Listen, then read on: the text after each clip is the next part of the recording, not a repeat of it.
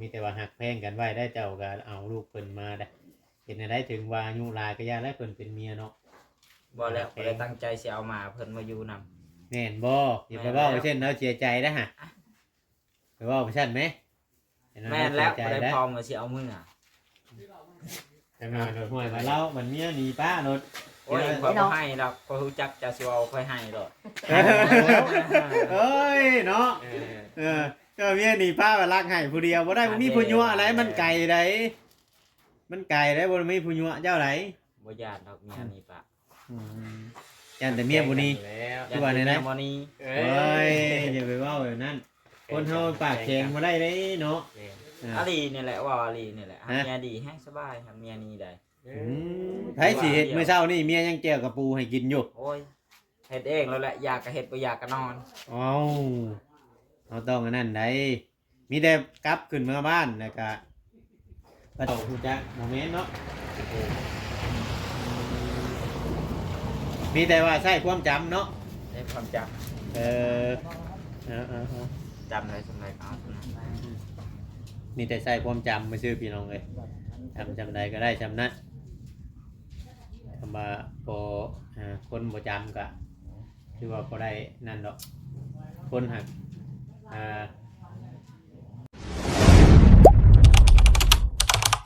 อย่าลืมกดติดตามเพื่อเป็นกำลังใจให้ผมด้วยนะครับทุกคนขอบคุณมากๆครับสบายดี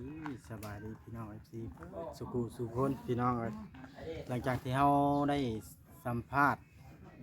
ป้าแต้วเป็นที่เรียบร้อยแล้วก็ทีมงานเพิ่นก็แนะนำน้องเบยมาเป็นก่อนเพิ่นสิกลับก็เลยล้มกับน้องเพิ่นอันนี้ก็เอาที่บ่ได้ความคิดเห็นหยังสิปล่อยให้ทางทีมงานเพิ่นสัมภาษณ์พี่น้องเฮาก็บ่ได้ถ่ายดราม่าหยังเด้อพี่น้องนี่ต้องขออภัยอีกครั้งนึงเฮาถ่ายนี่บ่ได้มีเจตนาถ่ายดราม่าเฮาสิไปตั้งกล้องนำทีมงานเฮาเพราะว่าทีมงานเฮาตั้งอยู่คนเด้กำลังถามน้องเบยเรื่องชีวิตต่อไปนี่แหละพี่น้องบ่ได้ถามดราม่านึงเนาะมีแต่ว่าตั้งกล้องไว้แล้วให้ทางบ่เวียงใส่เพิ่นถามเนาะเพิ่นสิถามจังไรก็ชุดแล้วแต่เพิ่นเพราะว่าเฮาน่ะจบแล้วเฮาได้เฮ็ดคลิปออกไปแล้วว่าเฮาสิขอหยุดเรื่องเฮ็ดดราม่าเรื่องบ่ดราม่าอย่างเดียวเฮาเน้นช่วยคนนำนั้นแหละพี่น้องเน้นเซฟตัวเองบ่ให้มีเรื่องดราม่าบัดนี้เนาะพี่น้องเอาโอเคพี่น้องไปเบิ่งไปฟังนำกันเลยบ่เวียงเพิ่นสัมภาษณ์อยู่เนาะเบิ่งกับเมียเพิ่นเนาะไปตั้งกล้องนำเพิ่นก่อนเพิ่นสิว่าจังไดเนาะไปอาจจะมาในมือพูดได้เนาะเพิ่นเข้ามามือเดียวนั่นบ่โอ้เพิ่นเข้ามามือเดียวพี่น้องคือว่าแล้วก็รอเวลาเนี่ยว่าทางผู้รักผู้ใหญ่เพิ่นก็บ่ได้ว่าแนวใดเพิ่นก็มีแต่ว่าเพิ่นก็คุยกับอ้ายอยู่เป็นว่าเดี๋ยวแต่ทางทีมงานแต่ว่าอันนั้นก็ที่จริงก็เอาบ่ได้ว่าจะนั่นนี่นะในเรื่องนี้นะพี่น้องกันเนาะเพราะว่าซุมเฮาก็บ่ได้ฮู้กกปลายสาเหตุเนี่ยอะไรแบบมันคือน้องก็เบยได้ยินแบบว่าเพิ่นบ่ได้ล้มกันอย่างแล้วนี่เจ้าคิดมีความคิดความเห็นอะไรจะน้องเพิ่นฮะบ่จักเลยมีแต่ยาเนาะมีแต่ยาโดยเยี่ยมแล้วแต่ยาขึ้นไปพุ่นก็มีแต่ว่าคำว่าทางเพิ่นอยู่ไปอยู่มันบ่สิว่าจังได๋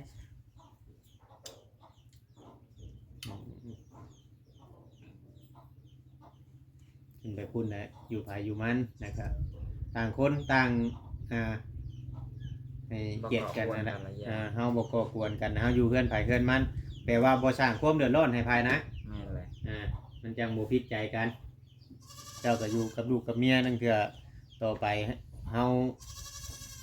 คนเฮาคุมื้อนี้นั่นมันบ่แน่บ่นอนพี่น้องเนาะเว้าบ่ได้บางเทื่อบางทีในอนาคตข้างหน้ามันอาจจะได้อาศัยไผเพิ่งกันก็มีเฮาบ่พอตัดสินกันสมมุติว่าเขาตีนรถทัวร์บ่เนาะผ่านน้ำตกน้ำทางบ่เห็นน้องเบยย่างน้ำทางบ่เป็นได้ ทุกรถทุกหยังช่วยก็มีได้เหยเนาะคนเฮามันบ่แน่บ่นอนมันบ่นั่นพี่น้องเนาะเป็นอะไรทางผู้รักผู้ใหญ่เพิ่นโทรมาร่วมนํอยู่บ่โทรมาอยู่เนาะเพิ่นก็มีแต่ว่ารอให้อันอ้ายๆเพิ่นเมื่อชงเพิ่นก็เว้าสิได้ติตกลงนี่บ่ได้ตัดเลยผมบัดนี้ ไปตัดเงินมาหน่อยเราไปตัดเวลา อ๋อบ่น้อยสิตัดให้ โดย เปลี่ยนแปลงทรงให้ใหม่ให้รอเนาะ โดย เปลี่ยนแปลงทรงใหม่ให้รอให้หยังเลยแม่นนั่นแหละพี่น้องคุณนั่นก็ทางนั้นก็ไม่รักคือไม่รักตลอดอยู่ สิเจอกันแม่ละ จักมื้อได้มานอนอยู่นี่บ่3-4 มื้อบ่ 3 มื้อบ่4 4 มื้อมื้อเนาะ โดย แต่บ่แดงนี่สิได้ไปนอนอยู่เฮือนบ่น้อย โดย แสดงว่าย้ายนี่สิย้าย3 บ่อน 4 บ่อนนั่นนี่ย้ายออกมาป่า เขาออกมาครึ่งทางแล้วบ่อันนี้ตอนอยืดเหือน มาหยัง ว่าน้อยออกมาครึ่งทางแล้ว อ๋อแล้วแชทมาบ่หาเราก็สิมานับแล้วนั่นแหละพี่น้องเอ้ยแต่ว่าผู้รักผู้ใหญ่หลายคนเพิ่นก็บางคนเพิ่นก็ว่าให้เกียรติกันมีแต่ว่าให้ปรับความเข้าใจกันนั่นแหละเอาก็บ่ได้ว่าอยากให้เล็กๆก็บ่ได้ว่าอยากว่าผิดกันดอกพี่น้องเอ้ยเนาะก็บ่ได้ว่าแนวใด มันโทรมัน จังโทรหาบ่น้อย โทรศัพท์โทรเอง แม่นบ่ มือกว่าศูนย์ โอ้ย กระสับกระลุยตัวเองไปปุ๊บก็ต่อจะครับ มีแต่ว่าคือผู้ใหญ่เพิ่นบอกหั่นแหล้วเจ้ามีช่อง YouTube เองผู้เพิ่นเขาตั้งให้เจ้าผู้เพิ่นอยากเบิ่งเจ้าก็เจ้าทายเพิ่นก็เบิ่งคือว่ามีช่อง YouTube เจ้าก็ทายลงให้เพิ่นเบิ่งการใช้ชีวิตปลูกผักปลูกหยังบ่อยู่กับลูกกับเมียนู่นนั่นนี่ก็ทายลงไปบ่บัวได้เราก็เฮ็ดเป็นบ่แม่นบ่ช่อง YouTube เราบ่เฮ็ดให้ถึง เพิ่ เจ้า นแรงให้ ครับถ่ายไปอาศัยเล่าเนี่ยเป็นหมู่เป็นคู่บ่ถึงพาอาศัยกัน เพิ่นก็มันก็ลูกค้าละลายเพิ่นก็นั่นอยู่ก็ อ๋อแบบว่าร่างเกลือถึงช่วงมาตัดผมหลายเราก็บ่ได้ลงมาเยี่ยม โดย อืมอืม ลูกค้าลายแต่ละมื้อ เอ่อกินข้าวร่วมกันกับทีมงานพี่น้องไอ้มื้อนี้ไปได้ตอนเฮาอยู่พุ่นตะกี้เคยกินร่วมกันแบบนี้อยู่บ่กับทีมงาน บ่ บ่ได้พอเฮ็ดลาบบ่ บ่ โอ้โดยก็ดีเมื่อกันเอาได้มาทางนี้กับฮู้จักกันเนาะเป็น โดย พี่เป็นน้องกันเฮาก็คือบ่ได้ฮู้แต่น้องอะเบยบ่ได้ฮู้เมียเพิ่นมาก็ทุกคนก็อาจจะเห็นพร้อมๆกันนี่แหละคือทีมงานเฮานี่ก็มีแต่พอแพทย์นี่แจ้งเห็นก่อน แม่ พอแพทย์ได้ขึ้นไป หุ้นตอนน่ะเนาะ เป็นเอกสารต่อไปก็เลยพอเพิ่นนะเห็นอยู่พี่น้องเนาะดีใจเห็นน้องๆเพิ่นกันพี่น้องเนาะ ก็เลยจักกันเนาะ เอ่อ บางคนเขาเพิ่นยังเว้าอยู่ไปมาหาชูกันเที่ยวไปเที่ยวมาบัดนี้น้องกระเบยสมมุติว่ากินฮอดป้ากินฮอดลุงมีเงินมีหยังก็มาไล่บัดฮู้จักได้เลย มาได้ไปเยี่ยม ต่อไปในอนาคตนั่นบ่แน่บ่นอนเด้ เอาเบอร์กันไว้นะแต่ก่อนนี่เพิ่นมีเบอร์โทรกันบ่อันนี้ เพิ่นบ่ได้ใช้โทรศัพท์ เอาเบอร์โทรกันไว้บัดนี้ เอาไว้เด้อบัดนี้เด้อเอาไปเป็นหยังก็แค่แน่โทรหาป้าหาลุงเอาเบอร์ติดต่อช่องทางติดต่อกันไว้ เพิ่นบ่ใช้โทรศัพท์ น้องกระเบยก็โทรศัพท์จนเพจนใช้ของเมียเดี๋ยวนี้เนาะ เพย้อนโมโหใส่พี่ ฮะ ย้อนโมโห โมโหใช่เมียโมโหเรื่องหยัง เนี่ยมากว่าเฮาไปหาโทรหาผู้สาวมา ห่วงกันนี่เมีย ห่ว กัน ง เนาะ ห่วงนะสิกวดโทรศัพท์กวดนะกวดนี่ยังไปแล้วก็ทิ้งลงตารางเรียบร้อยโทรศัพท์ มีแต่ว่าหักแพงกันไว้ได้เจ้าก็เอาลูกเพิ่นมาได้เห็นได้ถึงว่าอายุหลายก็ย่าแล้วเพิ่นเป็นเมียเนาะ บ่แล้วบ่ได้ตั้งใจสิเอามาเพิ่นมาอยู่นำ แม่นบ่อย่าไปเว้าเช่นเราเสียใจนะฮะไปเว้าไปซั่นไหม แม่นแล้ว เสีย บ่ ใจ ได้ แล้ว พร้อมก็สิเอามืออ่ะ จังหน่อยหน่อยห่วยมาเล่ามันเมียหนีป้ารถ โอ้ยข่อยบ่ให้ดอกข่อยรู้จักจะสิเอาค่อยให้ดอก เอ้ยเนาะ เออ เออก็เมียหนีป้ามารักให้ผู้เดียวบ่ได้บ่มีผู้ยั่วอะไรมันไกลไดมันไกลได้บ่มีผู้ยั่วเจ้าไหน บ่ญาติดอกเมียนี่ปะ ยันแต่เมียบ่นี้ แล้ว ที่ว่าไหนนะ ญติเมียบ่นี้ เอ้ โอ้ย ย อย่าไปเว้าแบบนั้นคนเฮาปากแข็งบ่ได้เด้เนาะ แม่น อ่า อาลีนี่แหละว่าอาลีนี่แหละ ฮะ เมียดีแฮงสบายครับเมียนี้ได้ เอ อื อ มไผสิเฮ็ดมื้อเช้านี่เมียยังแก้วกับปูให้กินอยู่ โอ้ยเฮ็ดเองแล้วแหละอยากก็เฮ็ดบ่อยากก็นอน เอ้าเราต้องอันนั้นได้มีแต่กลับขึ้นมาบ้านแล้วก็ปฏิบัติตัวใหม่แล้วก็ ติดปัด เฮ็ดหยังก็ให้อันคนทำหู้นำบ่ให้เฮ็ดรับๆล่อๆเลยเด้นะ ตาม บ่เฮ็ด แล้ว อืม แต่คอยตอนนี้เขาอยากหาบกลับคืน มาหยัง เคยกินข้าวแล้วสูบยาเดี๋ยวนี้ผู้มีเงินซื้อยาสูบแล้ว อืม สูบยาบ่เจ้าก็ สูบนั่นแหละ เออ พอยก็สิบ่อ้าม FC ได้นี่เขาก็สูบแต่เขาสูบบ่เปลืองปานใด บ่เปลือง เขาก็เฮ็ดเวียกแล้วก็สูบเปลืองมื้อละซอก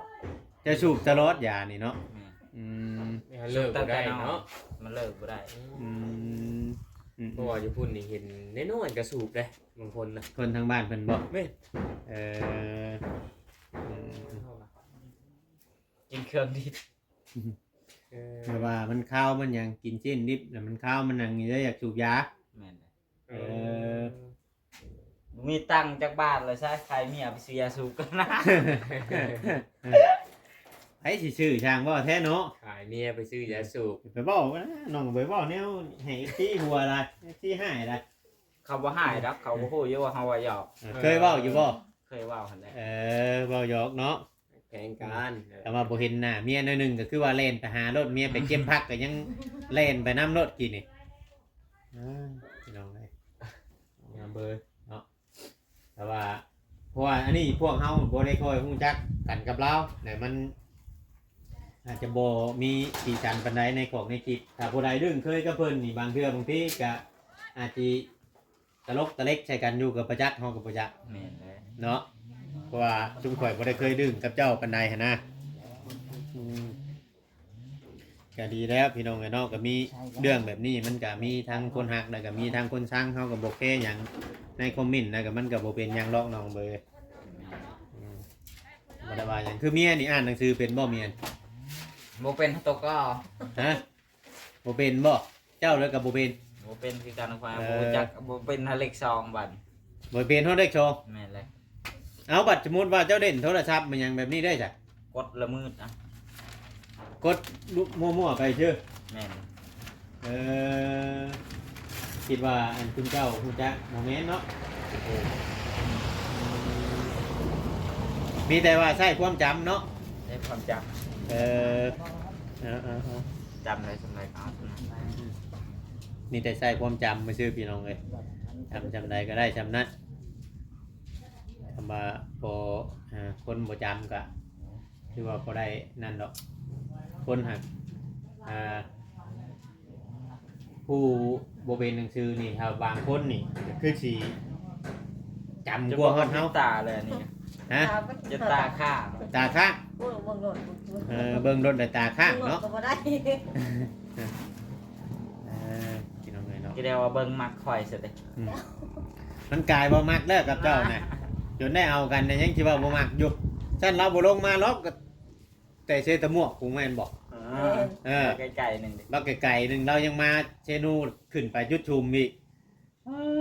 ถือว่าโหดอะดิ โหดเลย น้องกับเบยนะวานชะนีใช่ไก่อะดิจะว่าไปคู่แล้วอ่ะคำเจ้าเน่มาหาคอยรถที่ไปชักบอก ก็ว่าเอาหั่นแหละ เราหลดเน่อะดิบ่ แน่เลยแล้ว ให้เจ้านี่คำให้เจ้าไปหาเรานั่นอยู่บ้านนี่คอยว่าย่านเจ้าบ่ไป บอกไป เราใจเกินร้อยกว่าเจ้า จะได้บริษัทนี้ แม่นเกินร้อยแล้วเนาะมาหาน้องกับเบยถึงที่วะจักจำได้น้องกับเบยกับตอนนั้นมีเงินเนี่ยนะแต่เบิ่งมาจ้าง มี เจ้าจ้างค่ารถลงมาหับเมียอยู่ชิโน่เด้ ค ค่อยขึ้นมาจากปากเซ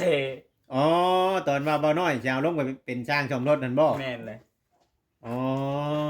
ตอนนั้นทางน้องเบยว่าจะไปเฮียนซ่อมรถพี่น้องเนาะก็เลยบ่น้อยเลยอันลงไปเป็นอะไรซ่อมบ่ได้บ่ทันได้มั่งจำบ่อืม ก็ไปนะว่าจะไปรถสุดท้ายบ่ได้ค่ะ ไปพ่อกันอยู่ไปฮู้จักกันอยู่วังปากเช่บ่เดี๋ยวนี้น่ะ เซเนาะ ทางกิโล หักพ่อเชโน โดย เพราะว่าจะแลนนี่เพิ่นแล้วแต่เพิ่นไปลาในคิวรถแล้ว เอ้ยเนาะ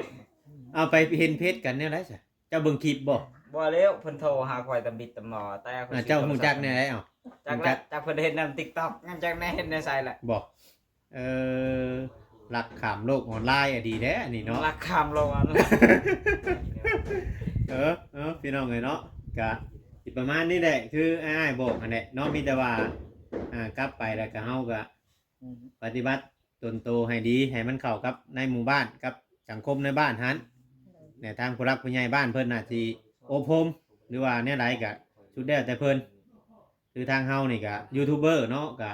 หลายคนก็บ่เป็นคนตัดสินเฮาบ่แม่นเจ้าหน้าที่คือทางชุมข่อยนี่คำตัวใดมันถึกก็มีแต่ว่าบอกว่ามันถึกตัวใดมันบ่ถึกก็มีแต่ว่ามันบ่ถึกเบิดเท่านั้นคำสิมาเอาโทษใช่นี่ชุมเจ้าโลดก็เอาบ่ได้เพราะว่าชุมข่อยบ่แม่นเจ้าหน้าที่เรื่องส่วนเรื่องอันกฎหมายก็มีแต่ว่าให้ทางในบ้านหรือว่าปกสบ้านเพิ่นจัดการดูนะเรื่องผิดเรื่องถึกนะว่าเพิ่นในบ้านเมืองเพิ่นก็มีคือมีเปเนาะเพิ่นก็ต้องฮู้แหละลูกบ้านเห็นหยังผิดลูกบ้านอันนั้นอันนี้มีแต่ว่าคิดส่งน้องเบยพี่น้องไงเนาะกลับบ้านบายดีเด้อทางน้องเบยโดน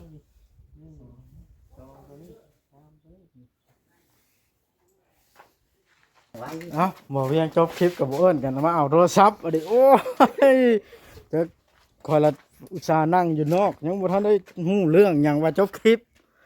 ฮะก็บ่เป็นหยังพี่น้องเฮาก็บ่ฮู้พี่น้องว่าเพิ่นคุยกันแนวใดเฮาบ่ได้อยู่นํพี่น้องเอ้ยเพราะว่าเฮาไปตั้งกล้องนํเพิ่นเนาะอันนี้ก็ต้องบ่ได้ว่าทางทีมงานเฮาถ่ายละว่าเพิ่นว่าบ่ได้ถ่ายดราม่าลาหยังนะทางเฮาก็เลยถ่ายนำเพิ่นพี่น้องเอ้ยเนาะเอาถ้าเกิดว่าถ่ายแบบนี้มันไปเครื่อง FC ก็ขอโทษน้ำลายๆพี่น้องเอ้ยเพราะบอสก็บ่ได้มีเจตนาที่ถ่ายเรื่องดราม่าดอกพี่น้องเอ้ยเพราะว่าน้องเพิ่นก็อยู่ในเขตที่ทำงานของเฮาหั่นนะ ผู้เพิ่นจักฮู้ก็อาจสิมีพี่น้องเรื่องราวใช้ชีวิตประจำวันของน้องอาเบยก็ได้เนาะบอสนะเว้าว่าหยุดคลิปมื้อนั้นหยุดบ่ถ่ายแล้วเรื่องดราม่านะบอสก็ได้เว้าแล้วพี่น้องบอสก็สิบ่ถ่ายอีหลีเรื่องดราม่าเพราะว่ามันเป็นการสูญเสียทั้งสองฝ่ายพี่น้องคันแบบว่าถ่ายชีวิตปกตินี่ก็คือสิบ่มีไผให้ไผว่าแล้วว่าพี่น้องเนาะเพราะว่าเฮาก็บ่ได้เว้าเรื่องผู้นั้นเป็นจังซั่นผู้นี้เป็นจังซี่ถามชีวิตประจำวันคือน้องอาเบยเพิ่นก็บอกว่าก็ได้ยินแว่วๆในคลิปผมเนาะว่าหยอกเมียว่าอยากให้เมียไปว่าซั่นโอ้ยตัวเว้าแนวเมียเสียใจก็เว้าเนาะจากแนวใดล่ะพี่น้องนี่แหละชีวิตคู่มันเป็นคู่ของไผของมันเฮาก็บ่เข้าใจนํแต่ว่าถ้าคู่ของเฮานี่เฮาสิบ่เว้าได้แนวเมียเฮาอันนั้นพี่น้องนี่ก็มันเป็นอาจสิบุคลิกของไผของมันหยอกกันอาจเฮาสิบ่เข้าใจกับเพิ่นก็มีบางทีเพิ่นเคยเว้าแล้วจนชินแล้วก็มีนะเนาะพี่น้องเอาโอเคพี่น้องคลิปนี้ก็สิได้ขอตัวจบคลิปซ้ำนี้แล้วเนาะฝากเป็นกำลังใจกดไลค์กดแชร์ให้คือเก่าเด้อพี่น้องเด้อสำหรับคลิปนี้ก็ขอกล่าวคำว่าสบายดีพี่น้อง